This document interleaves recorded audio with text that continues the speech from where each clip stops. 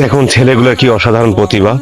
এরা কোনো সার্কাসের প্রফেশনাল খেলোয়াড় নয়, এরা নিজেদের অভিজ্ঞতায়, নিজেদের চেষ্টায়, নিজেদের কৌশলে অসাধারণ খেলা দেখাচ্ছেন। দেখেন কত সুন্দর খেলা।